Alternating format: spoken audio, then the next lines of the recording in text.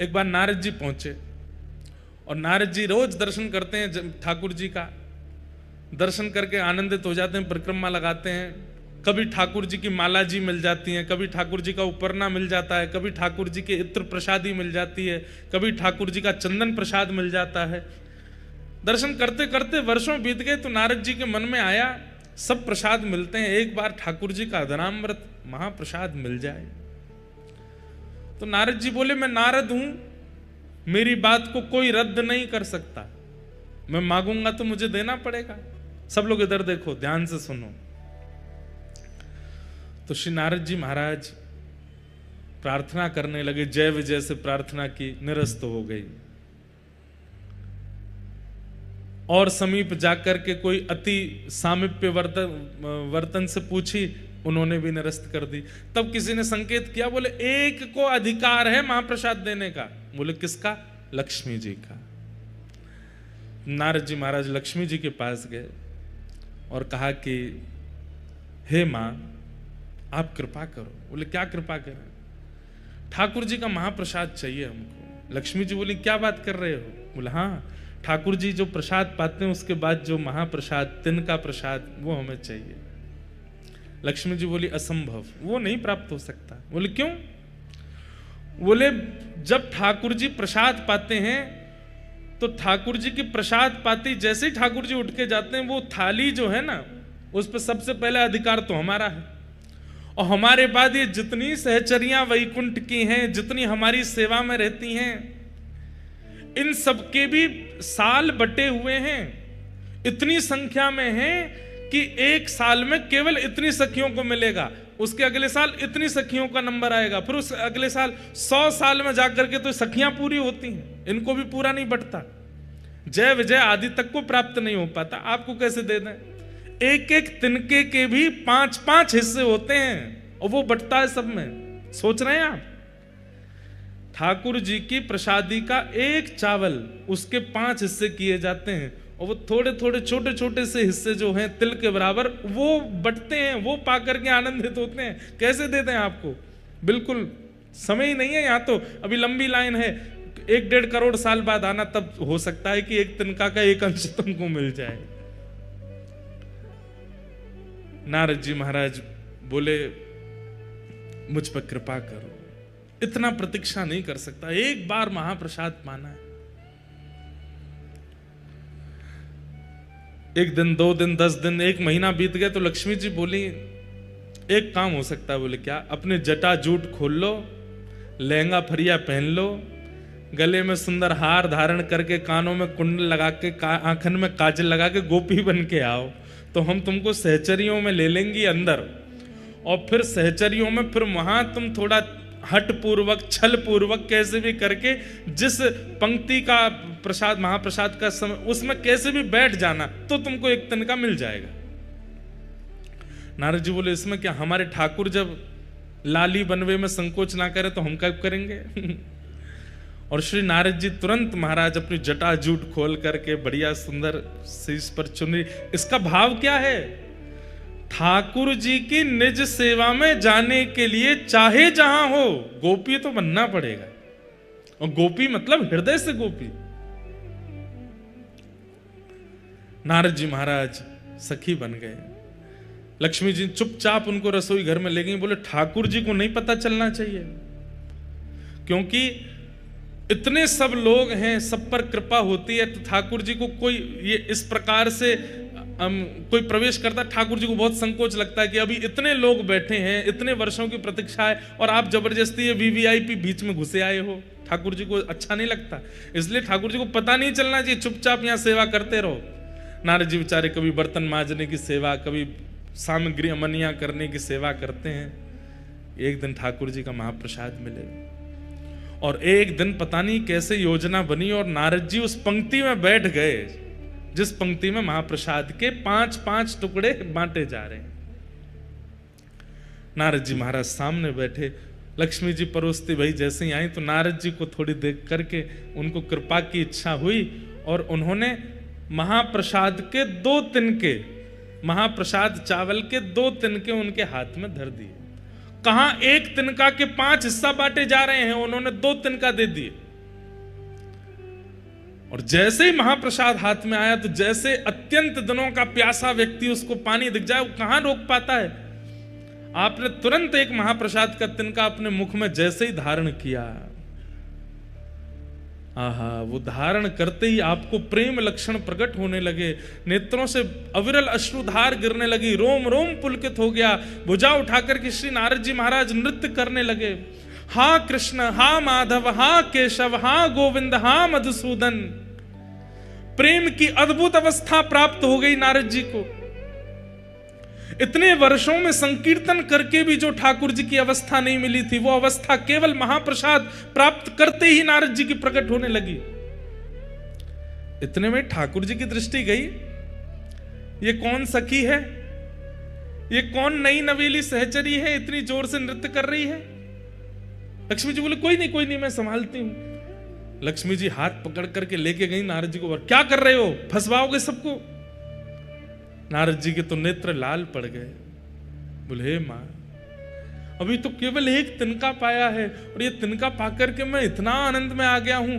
वर्षों से, करोड़ों वर्ष निकल गए, नाम जपते जपते ऐसी स्थिति का अनुभव नहीं किया जो स्थिति का अनुभव केवल महाप्रसाद का एक तिनका पाकर के मुझे हो रहा है। लक्ष्मी जी बोली इसलिए नहीं देते हैं, तुम देखो क्या हालत हो गई, अब जल्दी जाओ यहां से, ठाकुर जी को पता चल गई तो दिक्कत होगी। वैकुंठ से ही चले गए, नाच रहे हैं, कभी किसी लोक में जा रहे हैं, कभी किसी लोक में जा रहे हैं। सब नारद जी की इस भाव दशा को देख करके आश्चर्यचकित हो रहे हैं कि ये कैसे हो गया। नृत्य करते करते करते करते श्री नारद जी महाराज पहुंचे कैलाश। कैलाश में विराजमान महादेव। बाकी सब तो नारद जी का नृत्य देख करके अनुमान लगा रहे हैं कि हुआ क्या है, लेकिन महादेव तो महादेव हैं, वो तो देखते ही पहचान गए। नारद जी नृत्य कर रहे हैं, भुजा उठा करके, तुरंत महादेव गए और महादेव जाकर के हाथ जोड़ के बोले, हे मेरी गृहिणी के गुरुदेव, हमारी पार्वती जी पत्नी के गुरुदेव हो आप। हमें पता है कि कोई अद्भुत पूंजी मिली है ठाकुर जी की, और उसी से ये भावावेश आपके चित्त में आ रहा है। अब प्रतीक्षा नहीं हो रही है, जल्दी हमें प्रदान कर दो। नारद जी बोले मेरे पास नहीं है। बोले मुझे सब दिख रहा है, हाथ में दबाए बैठे हो, एक तिनका पा लिया, एक अभी बचा, ये हमको दे दो। नारद जी बोले प्रभु बस इच्छा नहीं हो रही है, इसके प्रति तो स्वार्थ हो रहा है कि मैं कैसे दे दूं आपको। शंकर जी बोले अच्छा, तो फिर आगे तुमको बहुत काम पड़ेंगे हमसे, फिर क्या करोगे। अरे भाई हम भी महादेव हैं, एक हम पे भी कृपा कर दो। अकेले नृत्य करने में क्या सुख मिलेगा, हमें दे दोगे तो हम भी नृत्य करेंगे, दोनों फिर साथ में नृत्य करेंगे, यमुना पुलिन पर नृत्य करेंगे, समुद्र तट पर नृत्य करेंगे, कैलाश की चोटियों पर नृत्य करेंगे, एक से दो भले। नारद जी बोले हाँ ये तो ठीक है, अकेले नृत्य करने से ज्यादा सुख तो एक संग में और हो जाए तो और सुख मिलेगा। तुरंत नारद जी ने वो महाप्रसाद का एक तिनका महादेव को दिया, और जैसे ही महादेव ने पाया तो जो दशा अभी तक नारद जी की वो महादेव की भी हो गई। जटाजूट खोल करके महादेव भी भुजा उठा करके, कभी नारद जी के गले में गलवैयां डाल करके नृत्य करें, और नेत्रों से अश्रुपात हो रहा है, प्रेम लक्षणा भक्ति प्रकट हो गई दोनों के चित्त में। कभी यमुना तट पर, कभी गंगा तट पर, कभी नर्मदा तट पर, कभी समुद्र तट पर, कभी हिमालय की चोटियों पर, कभी किसी लोक में, कभी किसी लोक में, बस विचरण करके भावावेश में नृत्य कर रहे हैं। पार्वती जी बोली महादेव को हुआ क्या है, भावावेश में रुदन करते रहते हैं, नृत्य करते रहते हैं, इतने आनंद में छके पगे हमने पहले कभी नहीं देखे। महादेव आनंद में तो हमेशा रहते हैं, लेकिन महादेव का आनंद कैसा है, प्रकट नहीं करते हैं, अंदर ही अंदर इंट्रोवर्ट है महादेव, नेत्र बंद करके बैठे रहेंगे। लेकिन अब महादेव की स्थिति ऐसी है कि जो आनंद हृदय का है वो प्रकट हो रहा है। अरे कहां तक कहें, नारद जी और महादेव का जो दर्शन करता है वो भी नृत्य करने लगता है, उसके चित्त में भी वही भाव प्रकट हो जाता है। परंतु पार्वती जी समझ गई कि कुछ तो इन्हें ऐसा मिला है जिसके कारण ये ऐसे हो रहे हैं। महादेव से पूछा, महादेव ने तो उत्तर नहीं दिया, तो सीधे नारद जी के चरण पकड़े, गुरुदेव आपने क्या दिया है इनको, कुछ तो आपने खिलाया है, कुछ तो आपने ऐसा बताया है या कुछ तो आपने दिखाया है जिससे ये ऐसे हो गए, मुझे भी दिखाओ, मुझे भी बताओ या मुझे भी खिलाओ। आनंद में छके छके नारद जी के मुख से निकल गया, बोले अरे देवी क्या बताए, बहुत तप करना पड़ता है, तब जाकर के ठाकुर जी का अधरामृत 2 तिनका महाप्रसाद का मिलता है, उसको एक नारद जी पाते हैं, दूसरे आपके पतिदेव पाते हैं, तो ये भाव दशा होती है। बोले 2 ही तिनका थे? बोले हाँ। एक आपने पा लिया? बोले जी। और एक? बोले एक इनने पा लिया। तो इन्होंने हमको क्यों नहीं दिया? 1 के 2 तिनका भी तो हो सकते थे, और हमने तो सुना वैकुंठ में 1 के 5 तिनका होते हैं, तब बांटा जाता है। नारद जी बोले अब तो माहौल गर्म हो रहा है, तो धीमे से बोल गए, हमने तो कही थी इनसे 1 के 2 कर दो, हम तो इनको बोल के गए थे, और हमने 1 के 2 नहीं, हमने 1 के 4 कही थी, कार्तिकेय गणेश जी को भी खिला देना, लेकिन इनके मन में स्वार्थ आ गया, अकेले ही पा गए पूरा।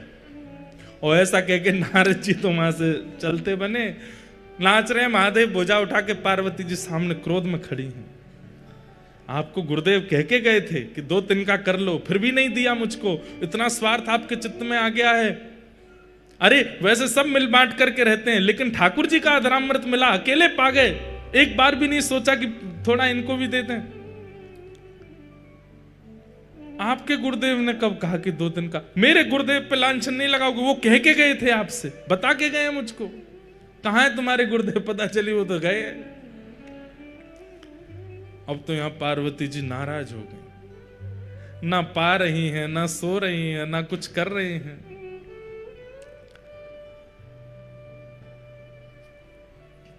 महादेव पहुंचे, देवी क्या बात है? बोले मुझे भी महाप्रसाद चाहिए। तो महादेव बोले देखो, अब महाप्रसाद के लिए तो बहुत यत्न करना पड़ता है, तब जाकर के वो प्राप्त होता है। अब वो यत्न दोबारा कौन करेगा? मुझे नहीं पता, मुझे चाहिए। तब महादेव ने ध्यान करके पार्वती जी को बताया कि तुम्हारा पूर्व रूप जो सती का था, जहां जहां जो जो अंग पड़े थे, वहां वहां शक्तिपीठ प्रकट हो गई। उन्हीं में तुम्हारा नाभि क्षेत्र जो है, वो एक श्री क्षेत्र समुद्र तट पर नीलाचल पर्वत पर विराजमान है। वहां जाकर के तुम तप करो, और वहां तुम इसी भाव के लिए तप करो कि तुम्हें ठाकुर जी का महाप्रसाद मिले।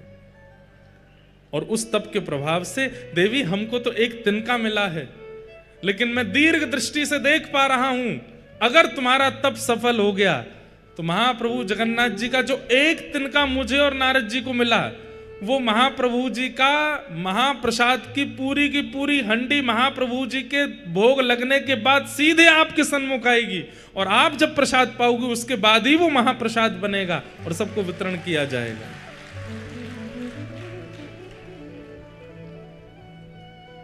वही पार्वती जी विमला देवी के रूप में आई, आकर के यहां बैठ करके तप किया।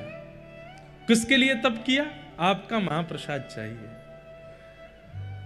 तब महाप्रभु जगन्नाथ जी ने आपको आज्ञा दी, हम जगन्नाथ रूप में यहां विराजेंगे, लक्ष्मी जी ही हमारी रसोई सिद्ध करेंगी।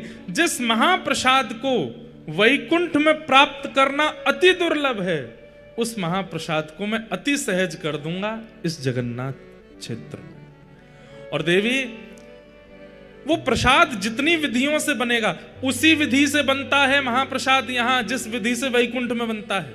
मुझे पूरी विधि अभी भी अच्छे से पता नहीं, अंदर सामग्रियां कैसे धोई जाती हैं, कैसे अमनियां की जाती हैं, फिर उनको कैसे किन किन मंत्रों को बोल करके सामग्री डाली जाती हैं, फिर उसके बाद 9 हंडियां रखी जाती हैं। सबसे पहले ऊपर वाली हंडी पक करके तैयार होती है, ऊपर ठाकुर जी के सन्मुख, उसके पीछे भी बहुत विधियां होती हैं, तब जाकर के महाप्रसाद सिद्ध होता है।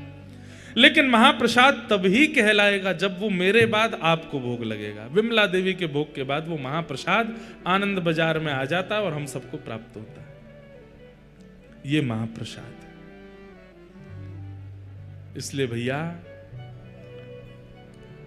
जगन्नाथ जी का नित्य दर्शन तो आप नहीं कर सकते। कोई राजस्थान से, कोई बंबई से, हम उत्तर प्रदेश से, कहां से आए हैं। और कलयुग में जन्म लेने वाले व्यक्ति को अगर अपना कल्याण चाहिए तो कलयुग के प्रधान देव जगन्नाथ जी का नित्य दर्शन करना पड़ेगा, तभी उसका उद्धार होगा, नहीं तो नहीं होगा। हम कैसे करें? रोज फ्लाइट ले लेके तो आ नहीं सकते। तो इसलिए महाप्रसाद जो है वो जगन्नाथ जी का ही रूप है। यदि उसे हम अपने साथ लेकर के जाते हैं और नित्य महाप्रभु जी का स्मरण करके प्रातः प्रथम अपने मुख में कुछ और धारण करना ही नहीं, सीधे महाप्रसाद ग्रहण करना है, तो नित्य जगन्नाथ जी के दर्शन का जो फल होता है वो हमें नित्य प्राप्त हो जाएगा। अच्छा, एक बात और, सुभद्रा जी के हस्त कमलों का दर्शन नहीं होता। जैसे हाथ बलराम जी के, जैसे हाथ श्री जगन्नाथ जी के, सुभद्रा जी के हस्त कमल के दर्शन नहीं होते। क्यों? ये दोनों वो जीवाचार्य हैं और ये जीव कृपा करने वाले ठाकुर जी हैं। तो मानो सुभद्रा जी ने दोनों के हाथ ऐसे पकड़ करके आगे कर रखे हैं, अपने हाथ छुपा रखे, छुपा नहीं रखे, दोनों भैयाओं के हाथ पकड़ रखे हैं। बलभद्र जी कह रहे हैं जो योग्य नहीं है, जो श्रेष्ठ नहीं है, जो नियम से नहीं रहेगा, जो पवित्रता का ध्यान नहीं रखेगा, मैं उस पर कृपा नहीं करूंगा। तो श्री सुभद्रा जी कहते हैं अरे भैया ऐसे नहीं, ये कलिकाल है, यहाँ तो आपको सब पर कृपा करनी पड़ेगी। तो एक हाथ श्री बलभद्र जी का सुभद्रा जी ने पकड़ा। ये नाटक शुरू करने लगे। ठाकुर जी बोले मैं भी सबन पर कृपा नहीं करूंगो, जो ऐसो नहीं होगो, जो नियम से नहीं रहते होगो, जो मेरो नाम जप नहीं करते होगो, जो मेरे वैष्णवन की सेवा पूजा नहीं करोगो, मैं वहाँ पे कृपा नहीं करूंगो। तो दोनों कृपा से जब पीछे हटने लगे तो सुभद्रा जी ने दोनों भैयाओं को पकड़ के दोनों के हाथ आगे किए। बोले नहीं, ये कलिकाल है और इस कलिकाल में आपको जीव के दोष भूल करके उन पर कृपा करनी पड़ेगी। तो सुभद्रा जी के हस्तकमल नहीं है ऐसा नहीं है, दोनों भाइयों के हाथ लेकर के सुभद्रा जी ने आगे किए हैं। ये हस्तकमल वो हस्तकमल दोनों आगे किए हैं कि आपको कृपा करनी पड़ेगी, आपको जीव को उद्धार करना पड़ेगा। इसलिए दोनों भुजाएं आगे करवाई भैया की, इसलिए सुभद्रा जी के हस्तकमल दर्शन नहीं होते। तो ये कौन है? ये चैतन्यता प्रदान करती है। हम आप सबकी बुद्धि जो जड़ हो गई है, मन जो जड़ हो गया है, व्यवहार जो हमारा जड़त्व को प्राप्त हो गया है, उस जड़त्व को चैतन्य प्रदान करती हैं श्री सुभद्रा जी। सत्यता प्रदान करते हैं श्री बलराम जी, चैतन्यता प्रदान करती हैं श्री सुभद्रा जी। और जब जड़ चैतन्य हो जाता है, असत्य सत्य में परिवर्तित हो जाता है, तब महाप्रभु जगन्नाथ जी आनंद प्रदान करते हैं, सच्चिदानंद रूपाय। इसलिए सीधे महाप्रभु जी के दर्शन का विधान नहीं है, पहले बलभद्र जी, फिर सुभद्रा जी और फिर जगन्नाथ जी। और एक बात और, ये चतुर्व्यूह हैं, 3 नहीं है 4 हैं। बलराम जी, सुभद्रा जी, जगन्नाथ जी, और जगन्नाथ जी के ठीक बगल में श्री सुदर्शन जी। दर्शन जरूर कीजिएगा, श्री सुदर्शन जी ऐसे विराज रहे होंगे पास में। वो सुदर्शन जी किस भाव से हैं? वो रक्षात्मक भाव से। भक्त की भक्ति में रक्षा, जीव की संसार में रक्षा।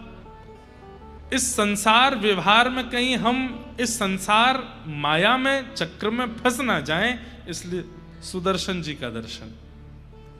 तो चौथे हैं श्री सुदर्शन जी महाराज, चारों के दर्शन होते हैं।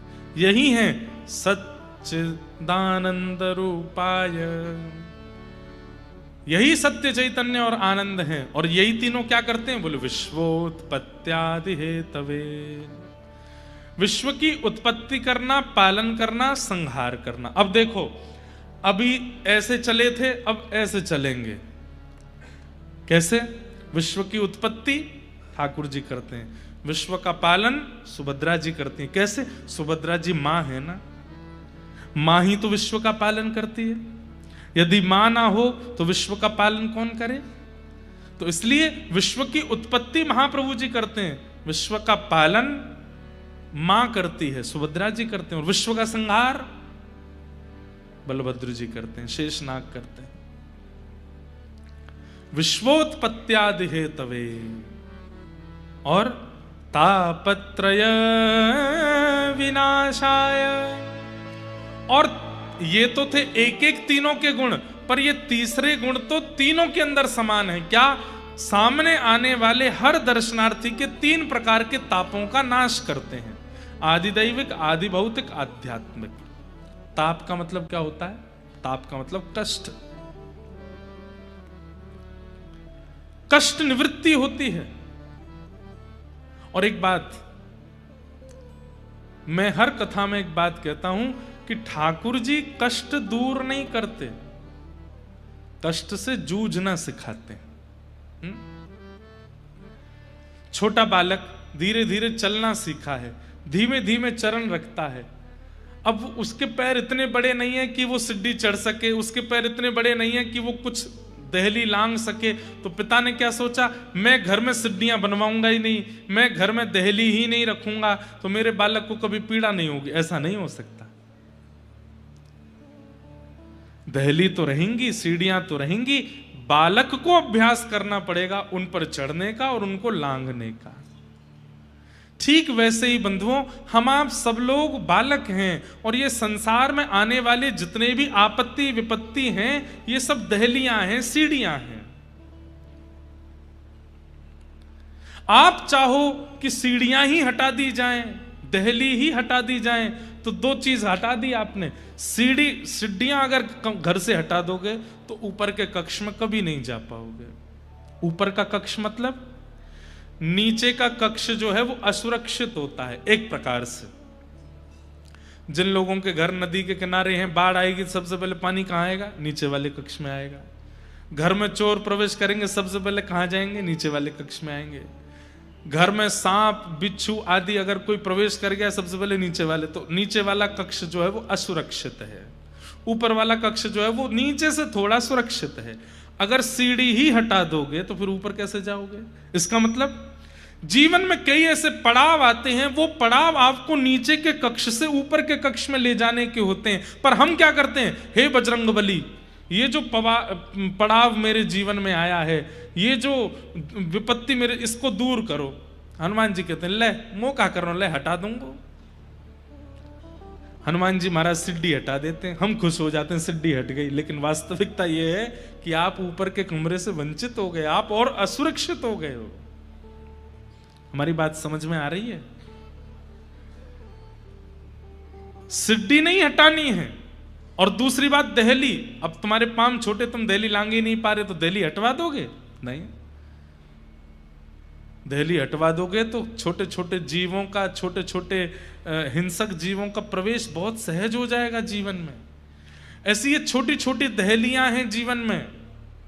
मां का नाराज हो जाना, पत्नी का नाराज हो जाना, बच्चों का बात ना मानना, जीवन में विपरीत अवस्थाओं का आना, ये सब छोटी छोटी दहलियां हैं, होनी चाहिए। ठाकुर जी ना तो दहली हटाते हैं ना सीढ़ी हटाते हैं, सीढ़ी चढ़ना सिखाते हैं और दहली लांघना सिखाते हैं। आपत्ति विपत्तियां जीवन से नहीं जाएंगी, उन आपत्ति विपत्ति से जूझना ठाकुर जी सिखा देते हैं। मीराबाई के जीवन में जितने संकट हैं उतने संकट एक सामान्य व्यक्ति सह नहीं पाएगा, लेकिन मीराबाई को सहना सिखा दिया। हमारे श्री जगन्नाथपुरी के बंधु महंती, जगन्नाथपुरी के श्री माधवदास जी महाराज, जगन्नाथपुरी के श्री बलराम दास जी महाराज, जगन्नाथपुरी के श्री रघुनाथ दास जी महाराज, कितने भक्त हुए यहां पर। जगन्नाथपुरी के श्री चैतन्य महाप्रभु, क्या संकट खत्म हो गए थे जीवन से? नहीं, संकटों से जूझना सीख गए। ठाकुर जी क्या करते हैं? तापत्रय विनाशाय, 3 तापों के, 3 तापों से मिलने वाली जो चिंता है उसका विनाश करते हैं ठाकुर जी। ताप तो रहते हैं, कष्ट तो आता है, पर उससे जूझना सीख जाते हो। ऐसे श्री कृष्णाय वयम नमः, ऐसे श्री कृष्ण को हम बारंबार प्रणाम करते हैं। बंधुओं, ये साक्षात कृष्ण हैं। अगर आप श्री मंदिर में जगन्नाथ जी का दर्शन कर रहे हो, बलभद्र जी का, सुभद्रा जी का, तो आप ये मत मानिएगा ये दारू ब्रह्म है, ये मत मानिएगा ये कोई प्रतिमा है, ये कोई पाषाण है।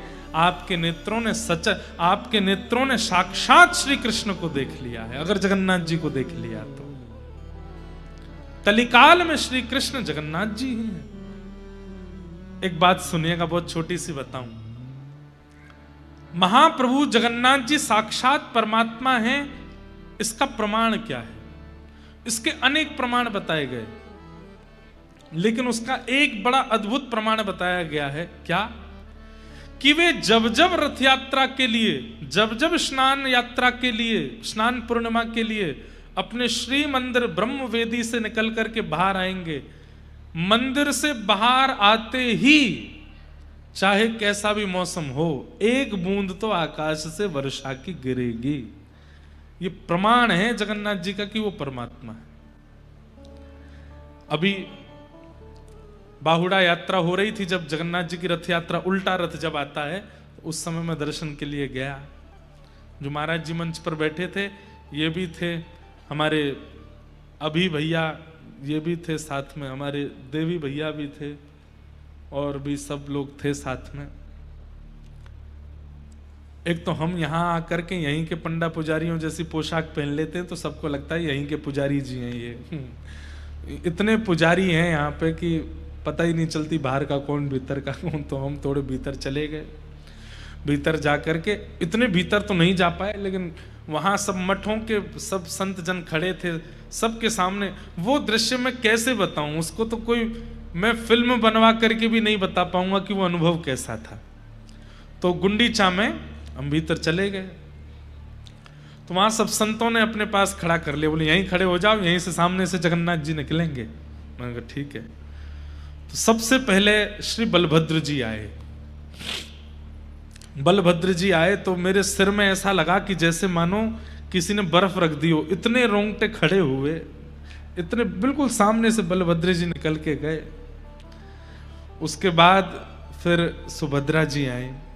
सुभद्रा जी को देख करके भी रोम रोम पुलकित हो गया, बिल्कुल सामने से ही जा रहे हैं। आहा, मधुर दर्शन हो रहे थे। प्रतीक्षा हो रही थी कि जगन्नाथ जी आएंगे बस। फिर उसके बाद सुदर्शन जी आए, सुदर्शन जी गए। सुदर्शन जी जाते हैं, फिर तीनों रथों का परिक्रमा करके फिर विराजते हैं, पूरा सुरक्षा करके। सबसे पहले शायद सुदर्शन जी जाते हैं, तीनों रथों की परिक्रमा करके बैठते हैं ताकि रक्षा हो जाए, सब चारों तरफ घूम जाते हैं। अब तीसरे आने वाले हैं श्री जगन्नाथ जी। आहा, आंखों की पलकें भी यूं गिरती हैं तो यूं मन करे कि यहाँ कोई टेप वेप लगा लें, ये गिरे नहीं। वो जैसे ही बाहर निकलें तो वो दर्शन हो। मतलब ये कैमरा भी दूर है, ये जो पत्तियां हैं इतनी दूर ही खड़े हैं द्वार से, और ऐसे जगन्नाथ जी निकलने वाले। तभी बगल में एक महाराज जी खड़े थे, उनसे बोले आपको पता है महाप्रभु जगन्नाथ जी साक्षात परमात्मा हैं? ये प्रश्न किया गया, ये परमात्मा है, इसका प्रमाण क्या है? तो उसके कई प्रमाण बताए गए, उनमें से एक प्रमाण क्या है? ये जब भी श्री मंदिर से बाहर निकलेंगे और सूर्य की प्रथम किरण में आएंगे तो चाहे एक बूंद गिरे आकाश से गिरेगी। ये इस बात का प्रमाण है कि ये परमात्मा। मैंने कहा महाराज जी वो घंटे बज रहे थे जोर जोर से, बस अब तो हल्ला शुरू हो गया, महाप्रभु जी आने वाले हैं। आकाश में मैं देखूं दूर दूर तक कोई बादल नहीं। मुझे तो घबराहट सी आने लगी। मैंने कि लाला ने लाज बचाइयो अपनी, बादल तो दूर दूर तक दिखना रहे, बरसे को कहां थे। हमारे होली में एक रसिया गाया जाता है, ब्रज की तो है लाज मुकुटवारे, ब्रज की तो है। सब नंदगाम के सखा लाला को बरसानो भेज रहे हैं होरी खेलवे के काजे, तो ठाकुर जी का मुकुट पूजन करते हैं, और मुकुट पूजन करके कहें लाला नाक बचाए के आइयो हमारी, पतो चरी कहीं बरसानी की सबरी गोपीन ते मार खाया आयो, ने हमारो मुकुट ने ध्वजा ऊपर करके आइयो। तो सब ठाकुर जी का तिलक करते हैं, कोई ठाकुर जी के यहाँ पे राखी बांधे, कोई ठाकुर जी को कुछ पहनावे आदि। तब ये रसिया गाते हैं, ब्रज की तो है लाज मुकुटवारे, ब्रज की तो है चंदा सूरज तेरो ध्यान धरत है, चंदा सूरज तेरो ध्यान धरत।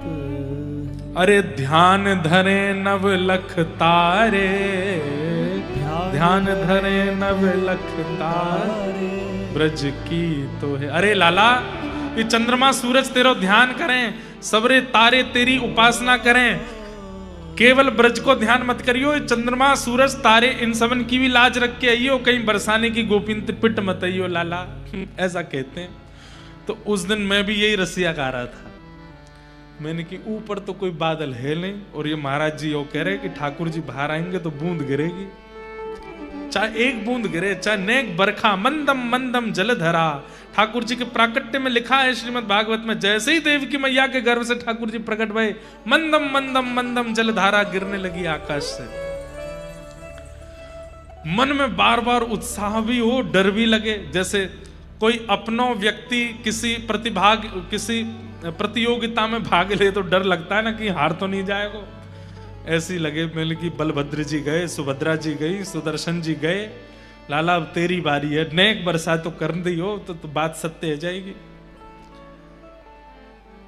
और महाराज ऐसे आते हैं महाप्रभु जगन्नाथ, वो क्या बोलते हैं उसको, तितला, क्या कौन सा मुकुट पहनते हैं सिर पे, हैं?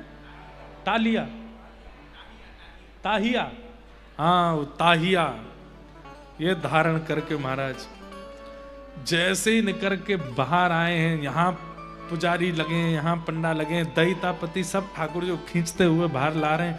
और जैसे ही गुंडीचा मंदिर के मुख्य द्वार से महाप्रभु जी जैसे ही बाहर आए, प्रथम दर्शन हुआ, कहां से बादल आए और तुरंत वर्षा वहां गिरने लगी। पूरा फर्श और पूरा मंदिर गीला हो गया। मैं तो बता रहा हूं आपको, उस समय जैसे ही वर्षा हुई, नेत्र आंसू से भर गए। और जैसे मानो महाप्रभु जी कह रहे हो, बोले ब्रज की मैंने लाज रख ली लाला, तो चिंता मत करे, आती वर्षा कराए के सिद्ध कर दियो कि मैं ही परमात्मा हूं, मैं ही श्री कृष्ण हूं, मैं ही परमेश्वर हूं।